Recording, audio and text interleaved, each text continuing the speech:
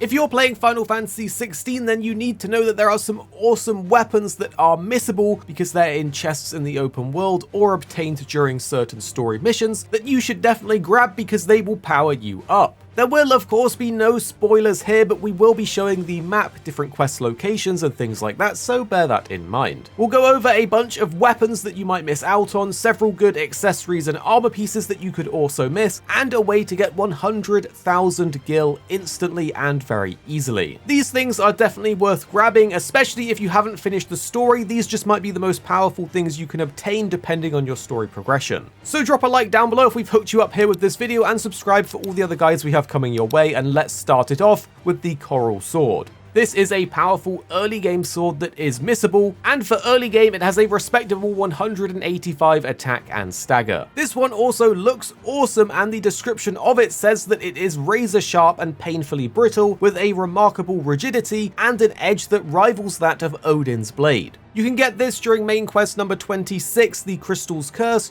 which is in the Drake's Head mission in stage replay. A great thing to know is that if you've missed any of these things, you can replay missions in the Training Stone, and this will let you keep all of the items, AP and XP that you get when you go and repeat that mission. The easiest way to know how to get this one is to progress through the mission until you fight a group of Akashic with an Akashic champion. Once the enemies here are slain, you want to break down this wooden barrier and then go to this grate in the wall, but don't use it just yet. Instead, go more to the right and open a chest where you will get the Coral Sword for yourself. But if this isn't powerful enough for you, then let's talk about the Ancient Sword next. This is another strong and missable weapon that you can grab for free without having to craft or upgrade it. It has 252 attack and stagger and a pretty cool description. It's from the Age of the Fallen, and due to the lack of weapons remaining from that age, it suggests that they were a peace society or one in which where their power couldn't be contested. It's extremely lightweight and nigh indestructible and impossible to duplicate in modern day forges. This one is found in a chest in Dalmacia. I recommend starting the side quest Live and Let Live because it will also take you to this area anyway, so two birds with one stone. Start in Boklad and take the quest Live and Let Live. Follow the quest marker defeating bandits until you reach the Steps of the Forgotten.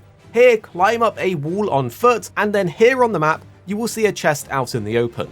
This will have the Ancient Sword in it for you to take. But if these still aren't powerful enough for you, then let's go to the iconic Masamune next. This thing looks incredible. It's a literal katana, it's visually unique to all the other swords, and of course iconic to the Final Fantasy series. It's quite powerful with 310 attack and stagger, and if you're a fan of the past games, you need to get the Masamune in this one. This one's a little later in the game after having access to Waylude. It's found here southwest of the Angry Grip. Follow this small side path and climb up on foot to find a chest next to a chronolith. Open the chest and this iconic weapon is yours. So now you know about the missable weapons, but next let's go over some other missable things that are pretty powerful. The Demon Tamer's Sash is a rare belt gear piece that again is another one to juice your stats with without having to craft or upgrade. It's found in a chest. And it's a rare item too. It has a nice 48 defense and 14 health, with a cool description stating how luring and trapping the spirit of a hellspawn into an item